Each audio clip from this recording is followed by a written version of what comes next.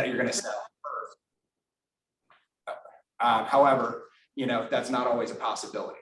So when I had bought my house, I didn't want to cash out investments, but what I was able to do was do a loan out for my 401k. And typically you can do 50% of the vested balance up to, I think, about $50,000 is the cap. Okay. On your 401k. On your 401k. Now that's on if you're doing a loan. That's what I recommend to the client, to do a loan, because the loan you're doing, you pay it back to yourself and you pay the interest back to yourself, and you don't pay any taxes or penalties.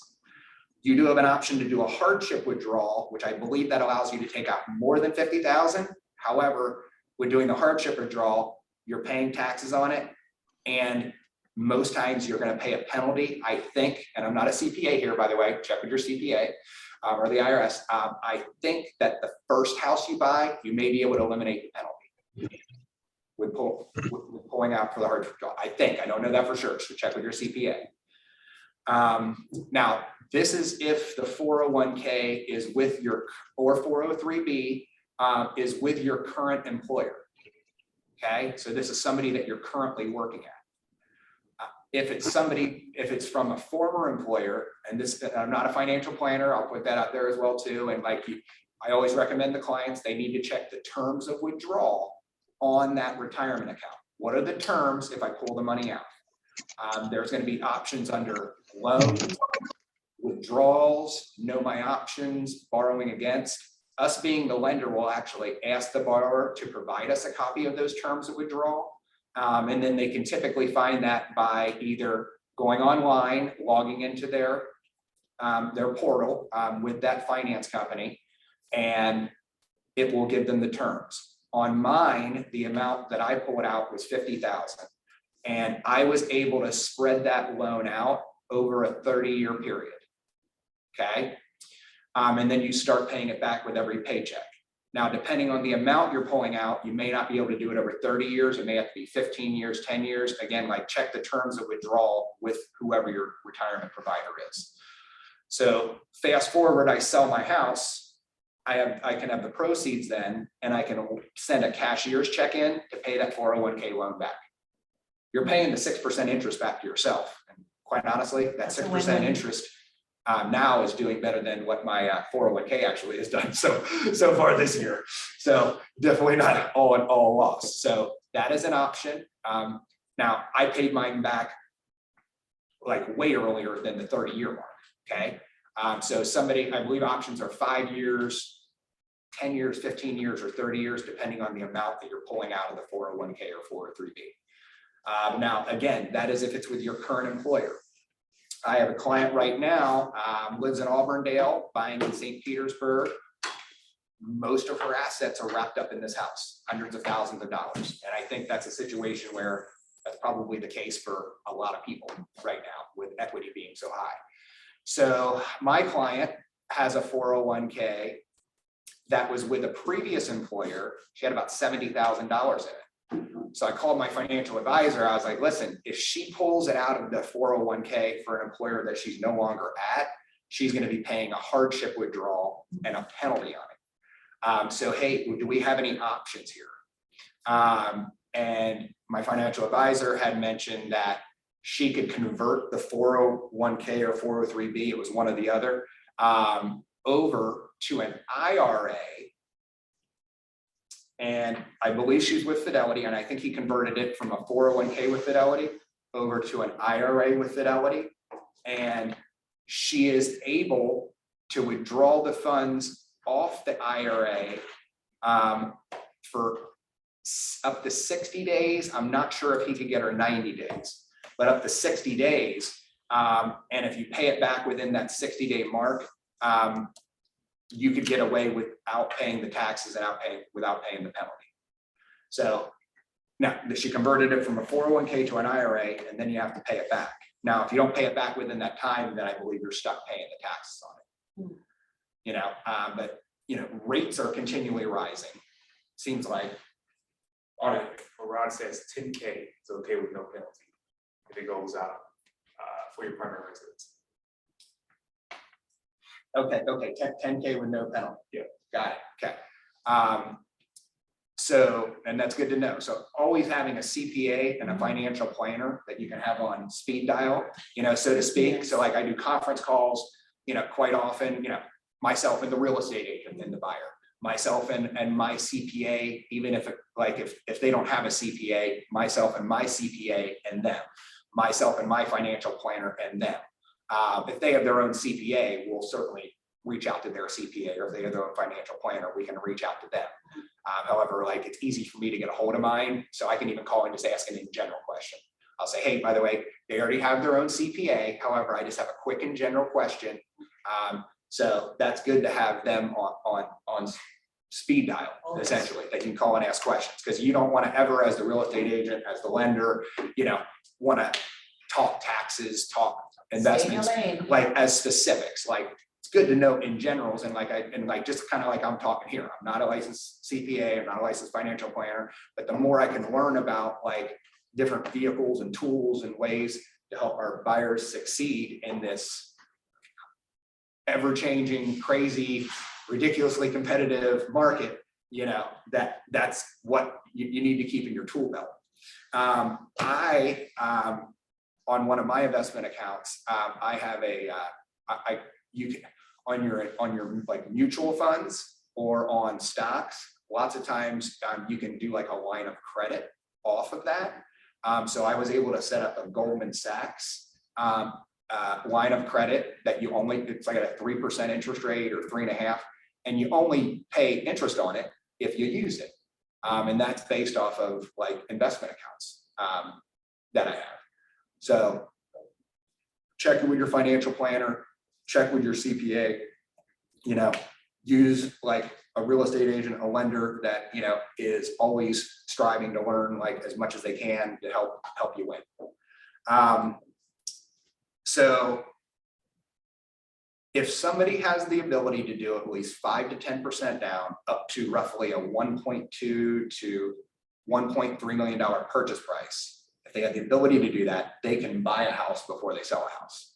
So listings are the name of the game for you all right now, because you have to go out and drive buyers around and put offer after offer after offer. 20 offers and. Yeah. So I had my Still nothing taken. Still not, yeah, exactly. So an agent, Craig, that I work with, who we've done a lot of purchase loans over the years, he said that, so I just got a purchase contract from him for a buyer that I had pre-approved last night. And it was the first time that he's put an offer in that the offer got accepted, the first offer they put in for the buyer.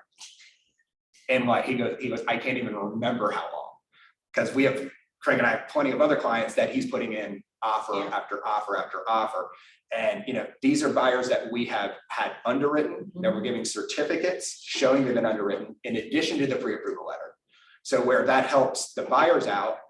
So Nancy Ward, she submitted an offer last night for a client that the financing is rock solid. The buyers are putting down $450,000 on a $975,000 house. So in that situation, they're putting down way more money than they need to for a down payment, and their finances are rock solid. So they don't have an appraisal contingency. They don't have finance. That helps.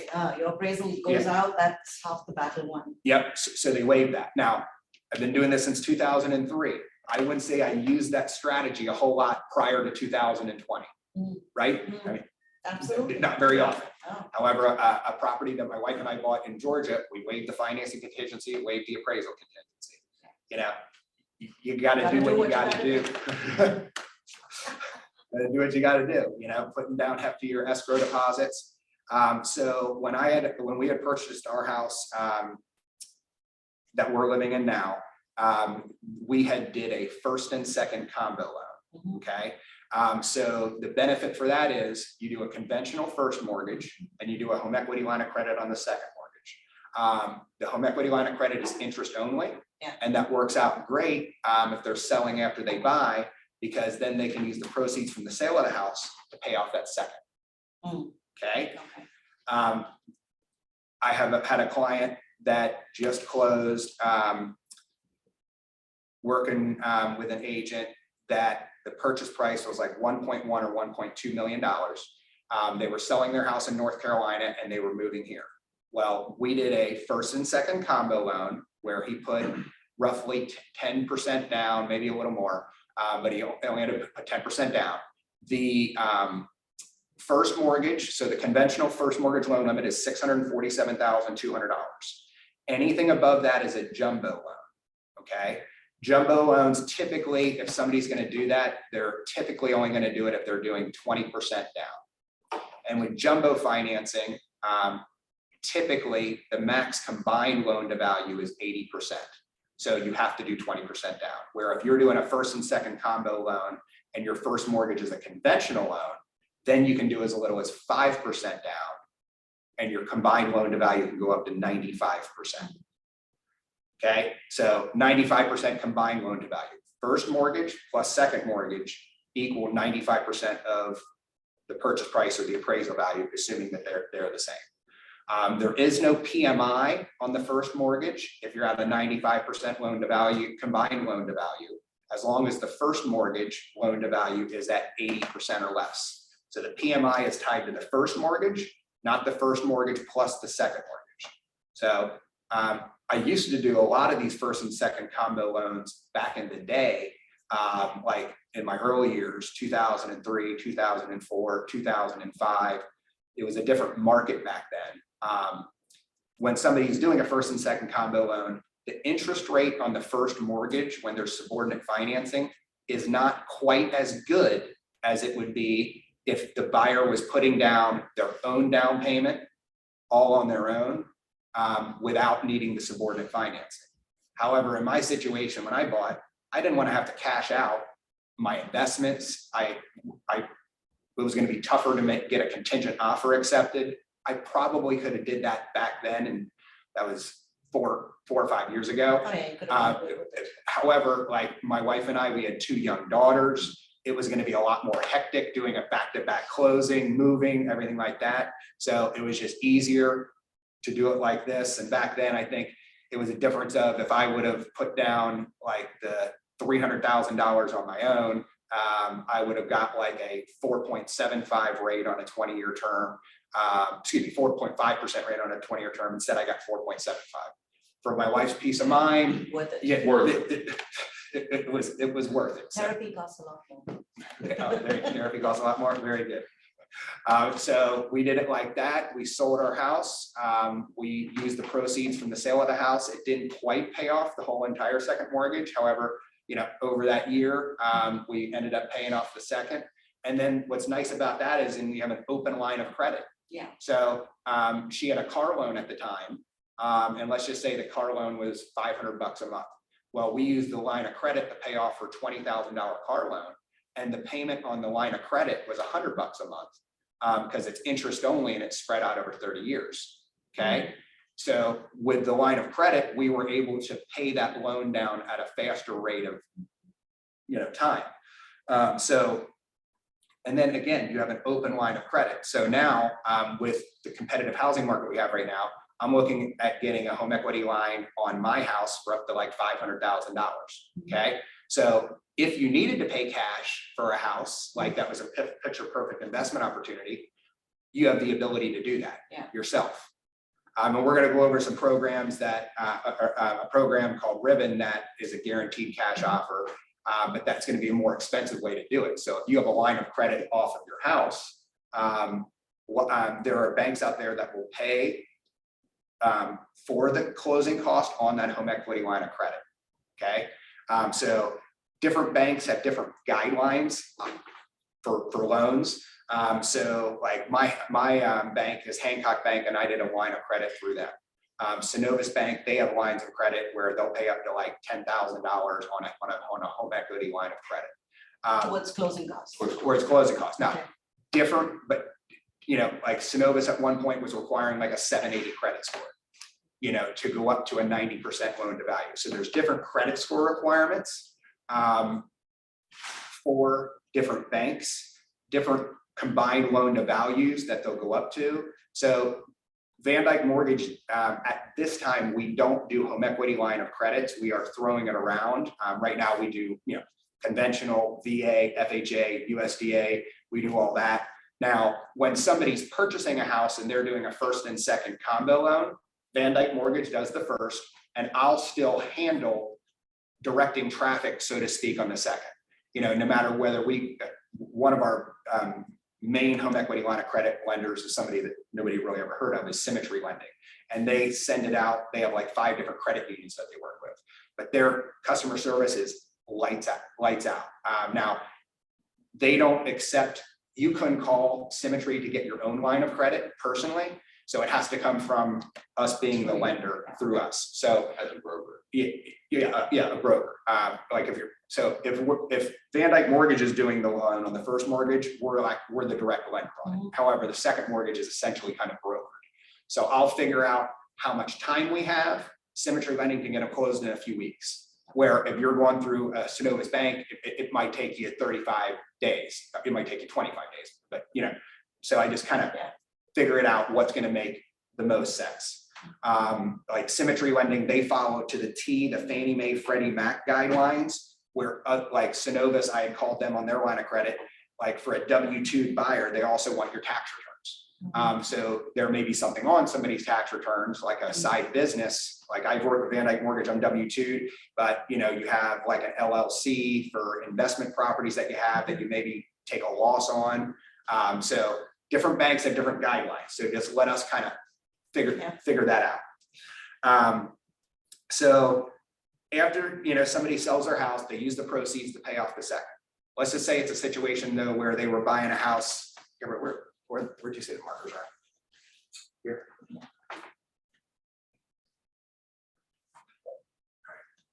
We're just gonna bring 2 of them.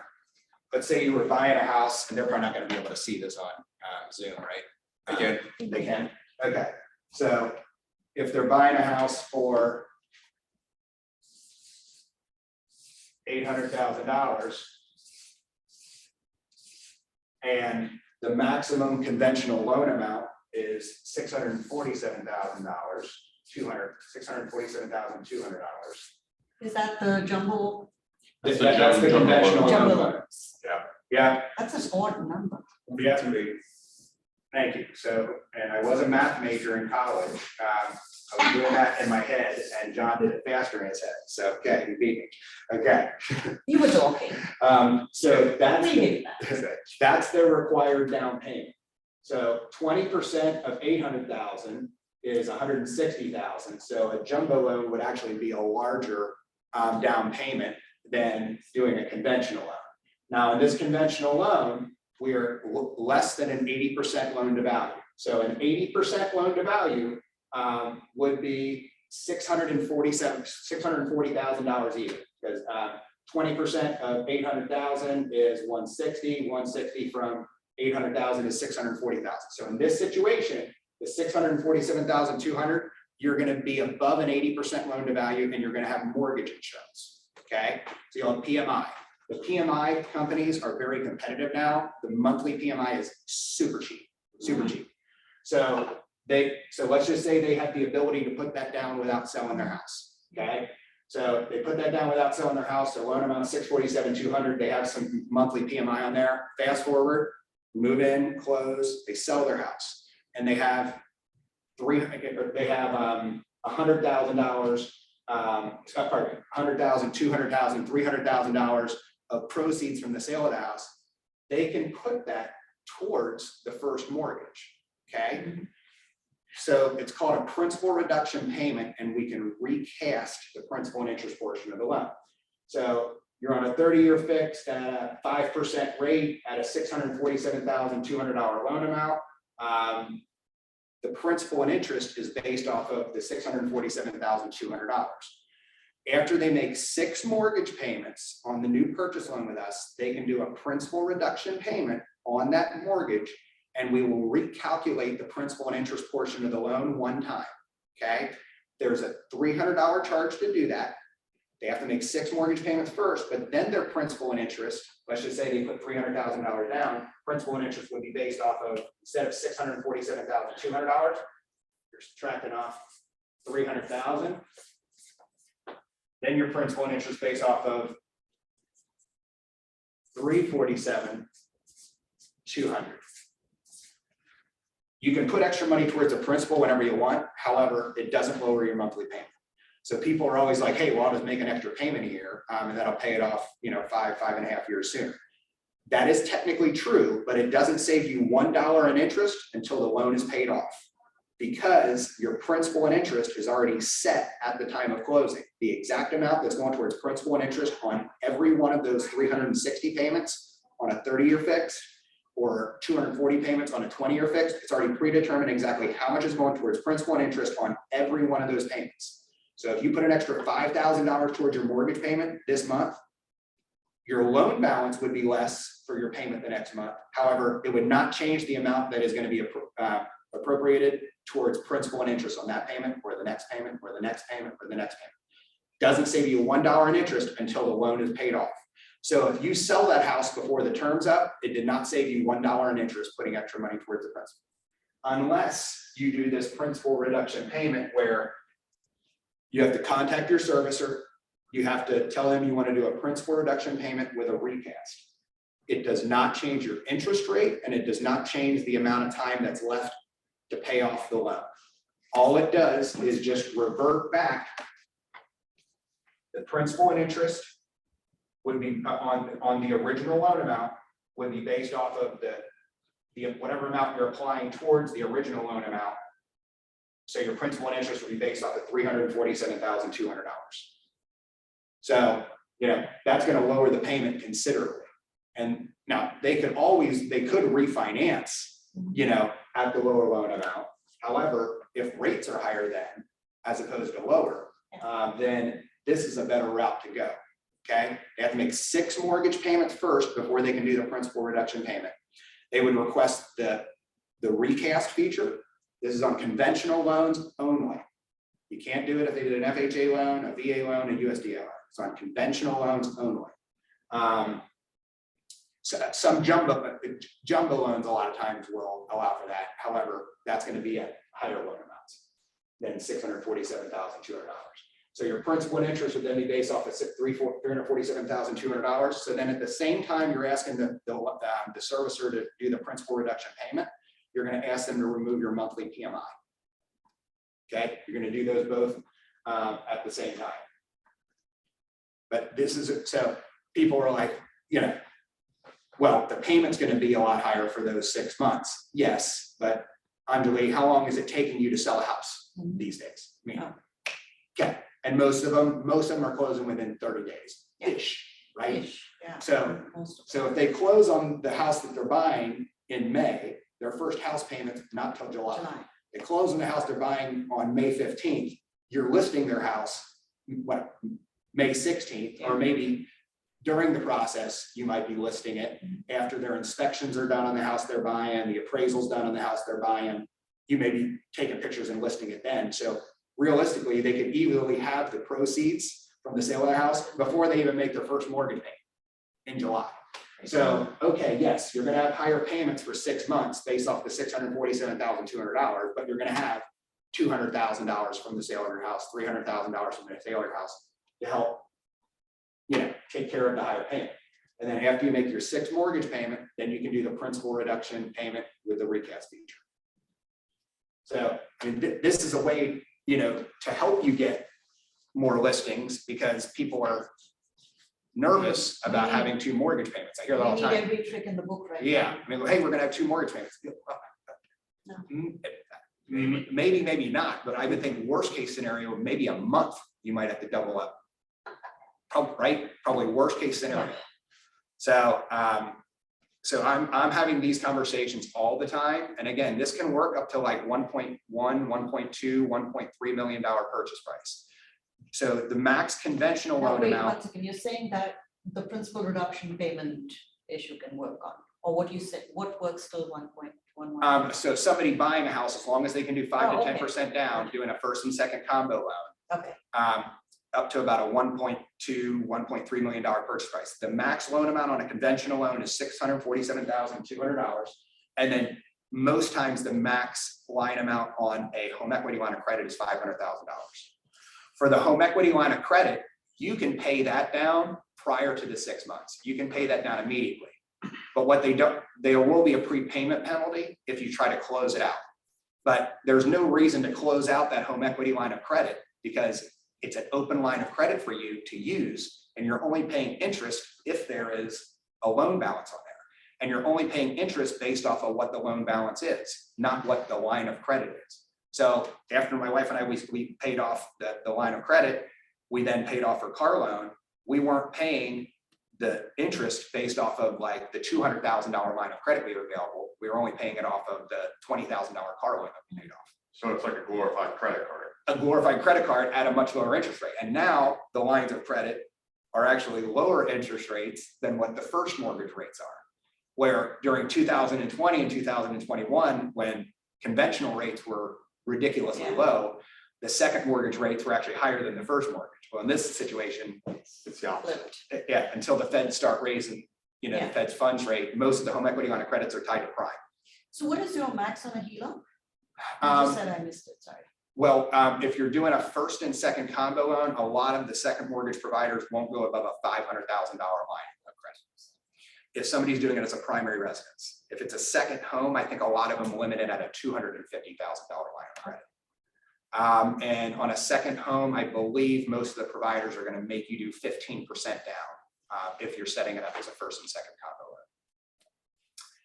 loan. So the other programs that I wanted to cover today is Ribbon. Mhm. So a real estate agent brought them up in the conversation probably 2 months ago with a client of ours that was looking in West Chase, looking up to about a $600,000 purchase price. The client that was doing this, I would not say was the ideal client to go to Ribbon. But basically what Ribbon is, it is a guaranteed backing cash sale when you put your offer in. So this buyer was still going to do conventional financing.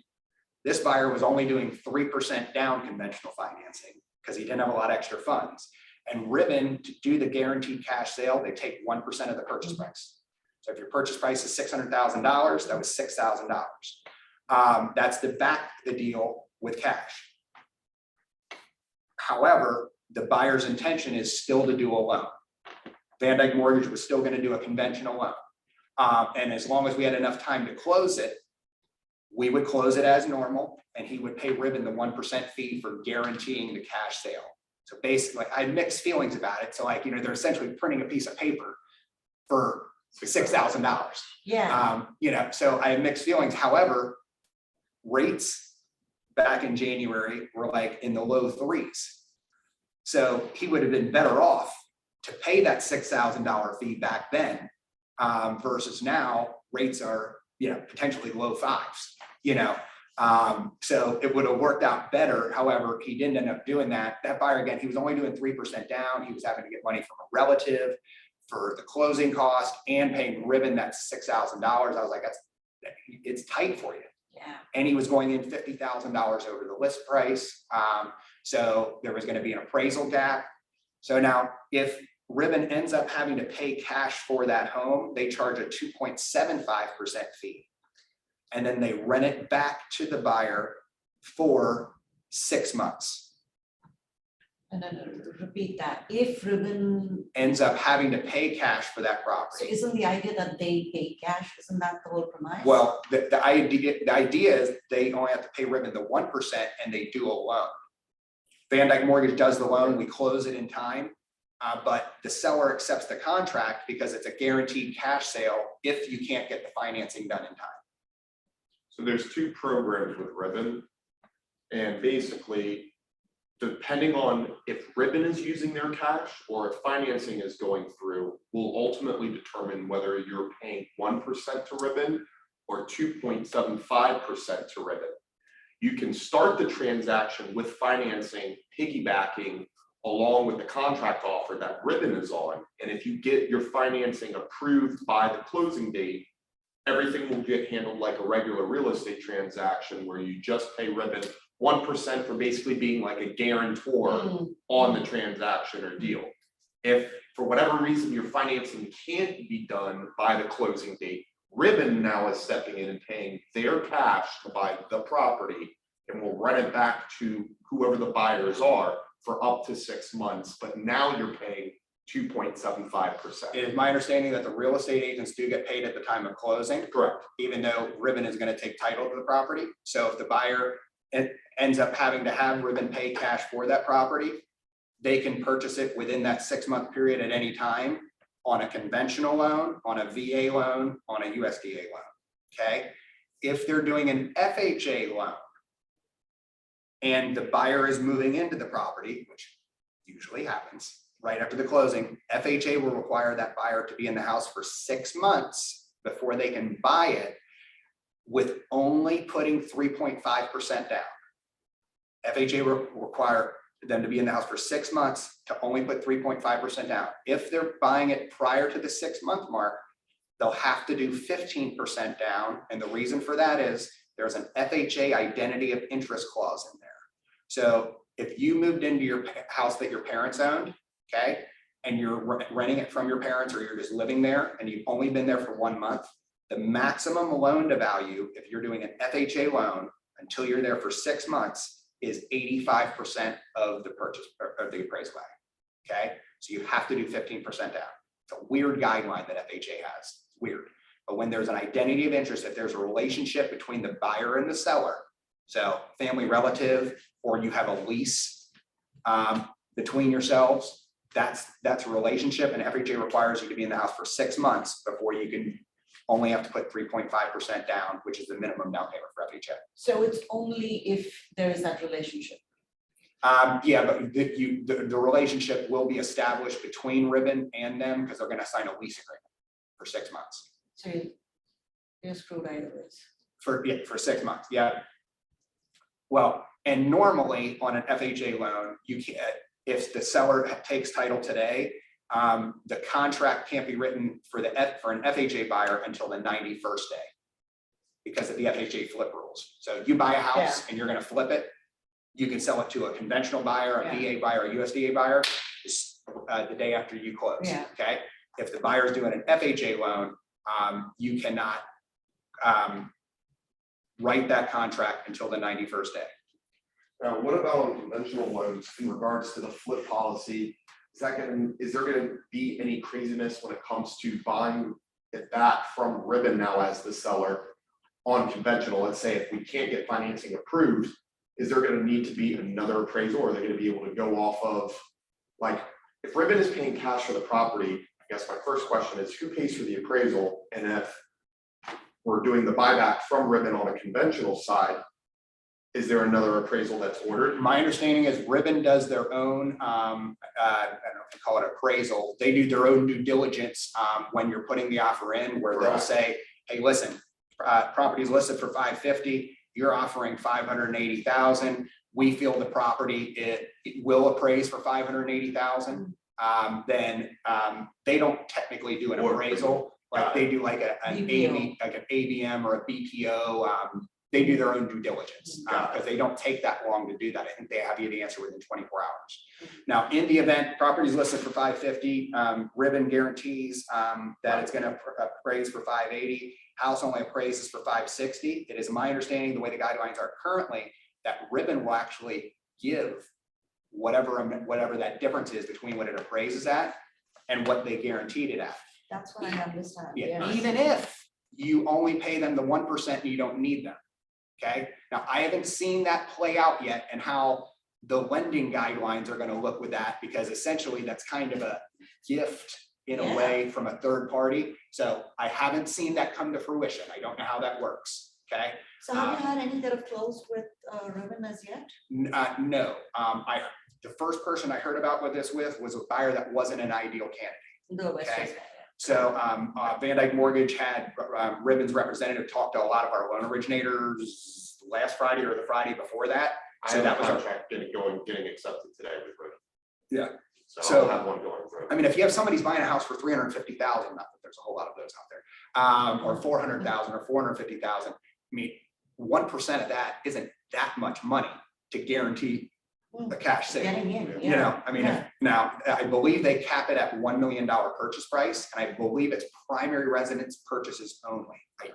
It's not for investors, and I'm pretty sure it's not for second homes. I would just recommend, like, you know, you can take their training course, like just Google There's a good link to our Ribbon, of just Ribbon, how it works. And there's like a 4-page synopsis that breaks everything down step by step. Yeah. And what I'm having agents do is call into Ribbon to speak to like a housing representative so that you can ask the questions on your side to make sure that you have a good understanding for like compliance purposes and like how it works. The next one I want to do, I want to have the buyer on the phone, me on the phone, and the real estate agent on the phone, so we're all on the same page. Okay, so that, Yeah, so it is my understanding then when the buyer if they have to buy it back from Ribbon, that Ribbon does cover the doc stamps on the deed transfer. So that's 0.7% of the purchase price.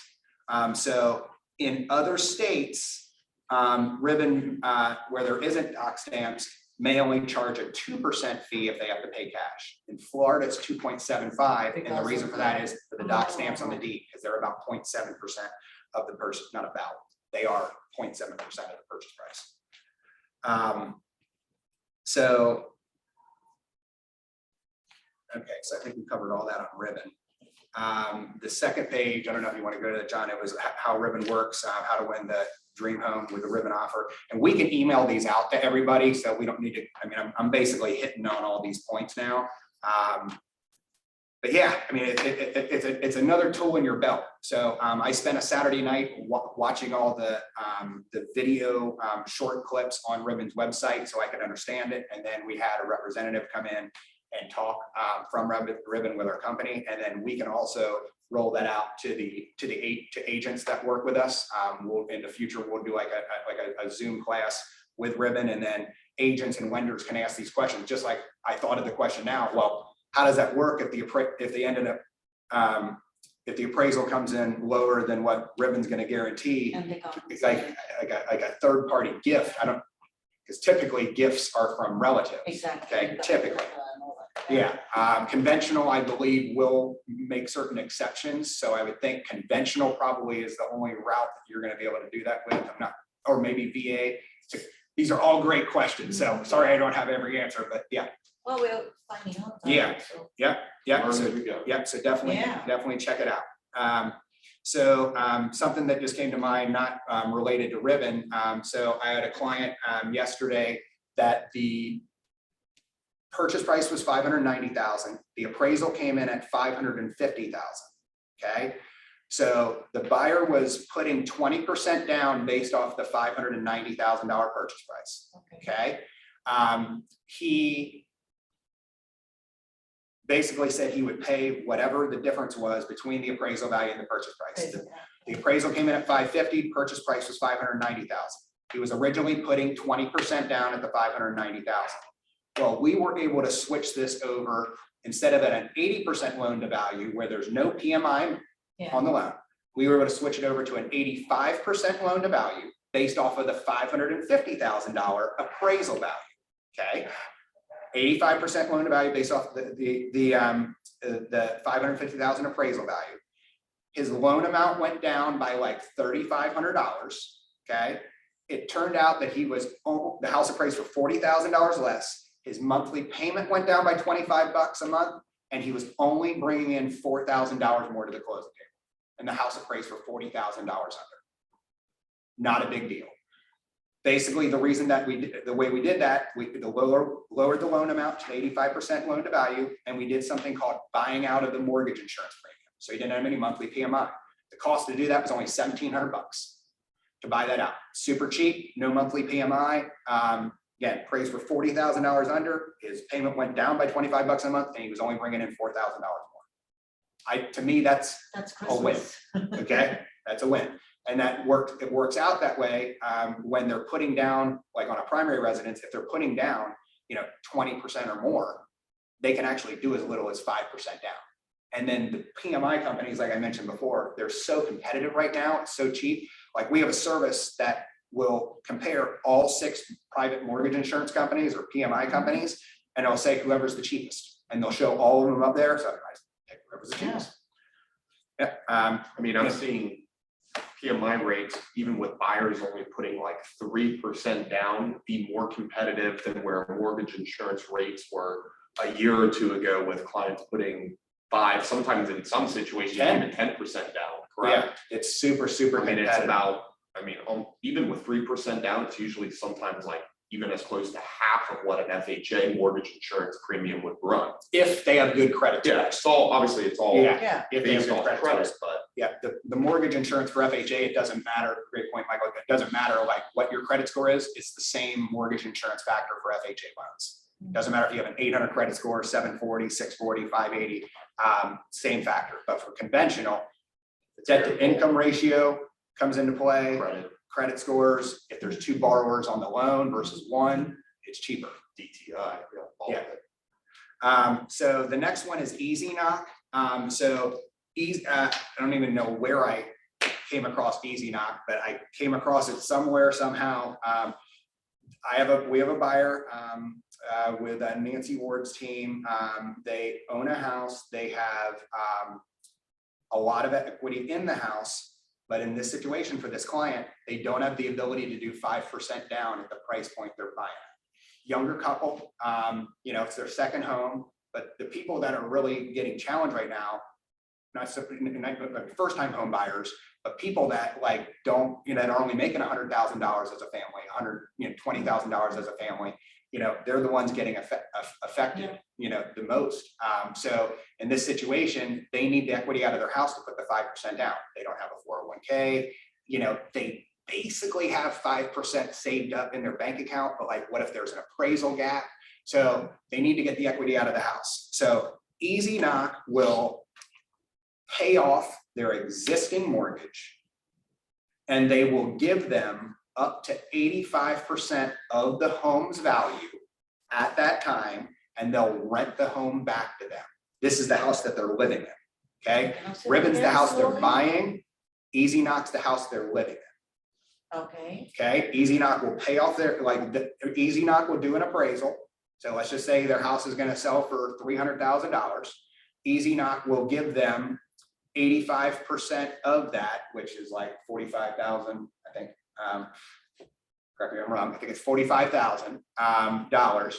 That will give them the cushion they need for their down payment on the house they're buying. The real estate agent, I believe, gets paid 1% of their commissions when they pay off the mortgage. Fast forward. Well, so then Easy Knock pays off the house for a fee. I believe it's usually anywhere from 3 to 3.99%. They will rent the house back to this client. And in this situation, the house was worth around 300 or 320 or 340. They were going to rent it back to them for $2,000 a month. Very, very reasonable rent for up to 6 months. And I think you can extend it a little bit past that. So then they buy their house, they fast forward, then after they buy their house, they're going to sell the house. So Easy Knock will then let the real estate agent list the property. The buyer can set whatever price, they can get the appreciation. And then whenever they sell, the buyer gets the extra 15% that was held back when Easy Knock paid off the loan. So that is an option if you're staying in your existing house and renting it back. Now for this client, they felt this fee from Easy Knock was too high for them to do it. So they're trying to get a home equity line of credit. But you can't do the home equity line of credit if your property's been listed recently. And you're not going to want to advertise to the home equity line lender that you're using it to buy another house and you're going to pay that home equity line off. It's kind of like a bridge loan, but on a lot of these home equity loans, you will have a prepayment penalty on it. So they need to factor that into the mix. So you're potentially going to have some closing costs on the home equity line, and also some a prepayment penalty for paying it off within a certain period of time. So this client that was going the home equity line route, that home equity line hasn't come to fruition yet for a number of reasons. He did a down payment assistance loan when he bought the house. The $15,000 that used to be through the Florida Housing Department, Florida bond. So the $15,000, there is currently $6,000 left of that second mortgage. And he's running into issues trying to get a payoff for that second mortgage because that second mortgage is kind of combined in the payoff of the first mortgage because all these loans are serviced by US Bank. No matter what the lender was that did these Florida Housing Down Payment Assistance loans, US Bank services all of them. And he's running into a snag now with trying to do that. So where he thought that was going to end up being a cheaper route to go, he may have just like spent money on the appraisal on the home equity line and then not been able to do it. So these are just some tools like in your tool belt, you know, to help you get more listings. Because do you have buyers that are scared, like Oh, to yeah. list their properties? Yeah. So if you can figure out a way for them to buy without selling, that's Ideal. that's key. So And I think EasyKnock has a second type of they have like two specific scenario products. There's like, I think another one where, or maybe it's not EasyKnock, maybe it's another competitor to EasyKnock, but it's basically essentially the same thing. They will give you X amount of cash based off the future sales price of the value of the home. So whereas EasyKnock pays you upfront in advance, then they rent it back to you, and then they allow you to sell it later on. There's another program provider out there that basically says, here's what your home's worth now, based off our calculations of future appreciation in your market area, blah, blah, blah, blah, blah. Here's what your home's gonna be worth within 12 months. We will give you X percentage of the future sales price of the home right now, and you can continue to live in your property, but you're gonna pay a premium. So instead of paying, you know, like when you well, sell that's the out- same thing as EasyKnock. Yeah, correct. Yes. But you're not paying rent back like you are on EasyKnock. So this other program, and I'll find the name of it out there, but it's very similar in the sense of, okay, house is gonna be worth $500,000, you know, a year from now. You can live up to the property for 12 months, but instead of just paying realtor comp of, you know, 3% to the listing side, 2.5% to the buyer side, you have anywhere from 1.5% to 2% for title and closing fees. You're gonna end up paying close to about 10% on selling the transaction. So there is another 2.5% or so factored in there, but you don't have to worry about the rent payments. They will continue to let you live in the property for up to 12 months. So in that situation, it's great if you're building a home, because they give you the cash up front in advance, allow you to live in the property for free. Yeah. But you have to sell within that 1 year time frame. Well, So that's the only risk, is if you're building a house, are they gonna be done in 12 months? but it's a situation where actually nothing is free. No, Yeah. no, You you're know, gonna pay one way or the True. other. Yeah, people No ask us about the freelancers. down payment. We want to do down payment assistance for a first time home buyer. Okay, what do you want a rate of 6%? Exactly. You know, like, Yeah. you know, so, you know, No such thing as a free lunch. No. yeah. Does anybody have questions that are online? If they have the ability to do that, Gabriella? Okay. Because I can't, I I can't see the see that part. Hopefully everybody heard me okay online. Well, they should have been in class.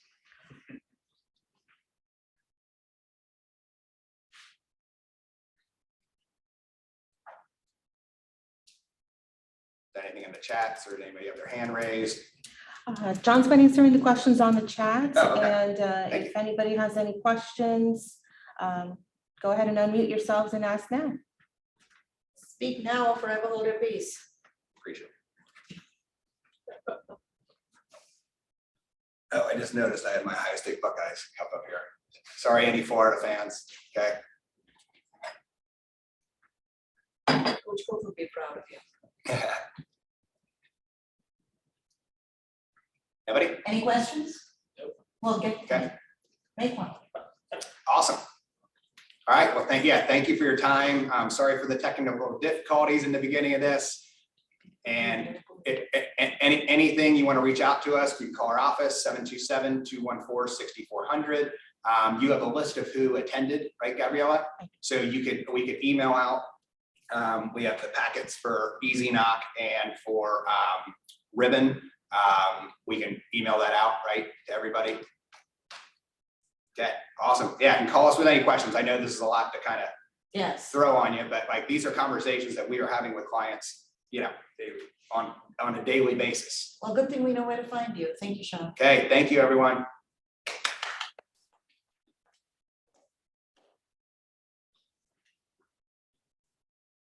Gosh, that was really good. I'm sorry more people weren't smart enough to show up.